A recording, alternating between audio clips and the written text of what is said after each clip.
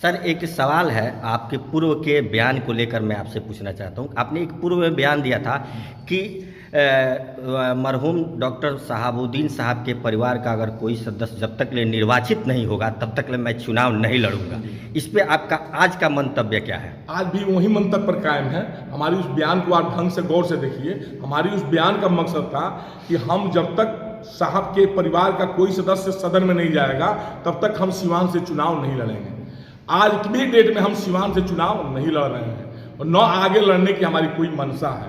हम महाराजगंज लोकसभा से चुनाव लड़ रहे हैं। पार्टी ने हमको अधिकृत किया, पार्टी ने हमको जो भी आदेश मिला, पार्टी का हम दूत बनकर एक छोटा कार्यकर्ता बनकर के चुनाव में आए हुए हैं जनता के बीच में। जनता से अपना संपर्क अभियान चालू कर दिया। आज ही हमारा संपर्क अभियान हुआ, भगवानपुर से स्टार्ट हुआ हमारा, जहाँ से हर बार स्टार्ट होता है।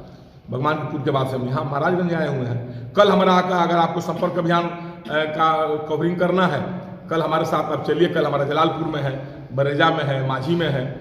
अच्छा, महाराजगंज लोकसभा सीट पर पूर्व सांसद प्रभुनाथ सिंह का परिवार का हमेशा यहाँ पे चुनाव लड़ना ये सब रहता है। अब की बार भी रणधीर सिंह लगातार दौरा कर रहे थे, क्या उनका टिकट इधर उधर ऐसा कुछ?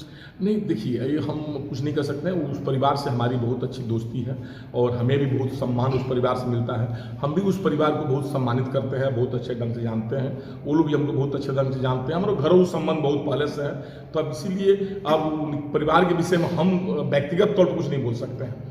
अब जहाँ तक देखिए टिकट की, अब पार्टी की क्या मंशा है, पार्टी कहाँ किसको एडजस्ट करेगी, कहाँ किसको करेगी, उस समय आने पर सब कंफर्म हो जाएगा। हमें खुद ही नहीं पता था कि हमें महाराजगंज से लड़ना है। हमें पता लगा कि भाई महाराजगंज से लड़ना है, तो फिर लड़ाई स्टार्ट कर दिया अपना घूमना। वह जो राजद के जिला अध्यक्ष हैं उनके द्वारा कहा गया कि भी कोई पार्टी द्वारा किसी को नहीं किया गया, कहाँ से प्रत्याशी बनाया गया है, ऐसा बात बताया जा रहा है उनके द्वारा।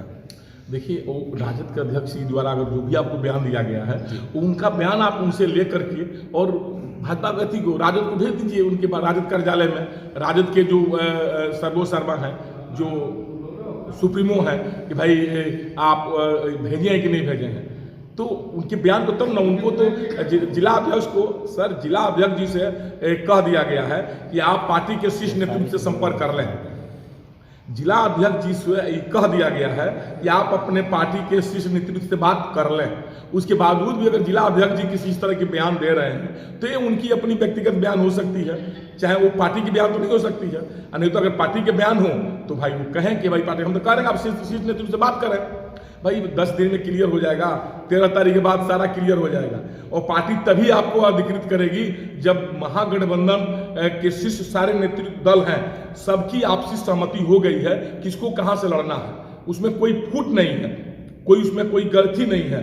तो पार्टी के सारे जब सचिव चाहे प्रवक्ता बैठेंगे और घोषणा करेंगे किसको कौन सीट दिया जा रहा, उसके बाद वो प्रत्याशी की घोषणा करेंगे। आज के पहले महाराजगंज में भी कभी आपका चुनावी दौरा नहीं हो रहा था, लेकिन अब की बार आज से शुरू किए हुए हैं। हाँ, क्या लग रहा है सक्सेस हो जाइएगा अगर टिकट मिल रहा है तो? बिल्कुल, तो महाराजगंज की जनता को चुनाव लड़ना है और इसमें सक्सेस होना ही है। जनता कह रही है, जनता चुनाव लड़ रही है। जनता पर क्यों भरोसा करें? नहीं, क्यों न भरोसा करें। महाराजगंज को महागठबंधन पर क्या कमी दिख रही है? 17 महीना में महागठबंधन ने जो काम कर दिखाया पूरे बिहार में, वर्ल्ड रिकॉर्ड है ये बात। तो क्यों नहीं तेजस्वी जी पर भरोसा जाता है? क्यों नहीं राहुल गांधी पर भरोसा जाता है?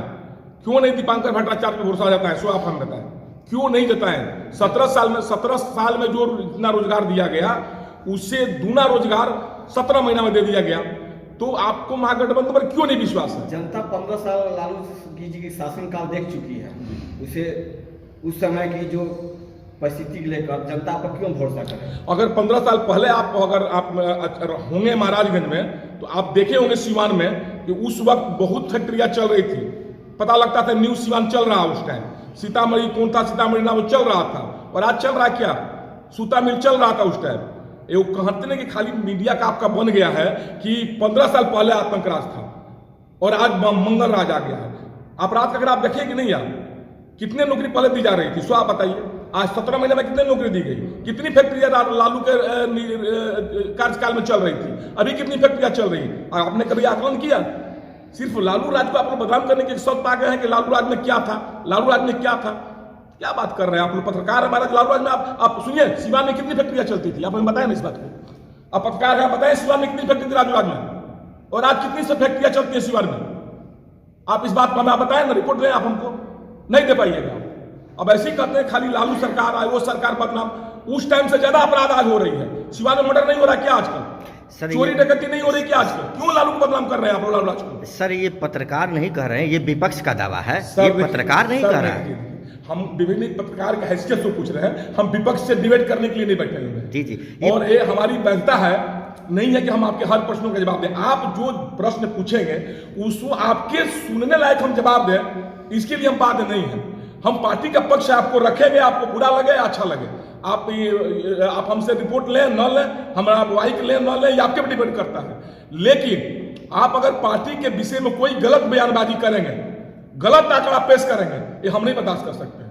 आप मीडिया है, देश के चौथे स्तंभ है, आपको बहुत छूट मिली हुई है, आपको सम्मान के नजर से देखा जाता है। लेकिन आप एक महागठबंधन को हमेशा बदनाम करने की नीयत से आप अगर आप हैं तो आप मीडिया नहीं है।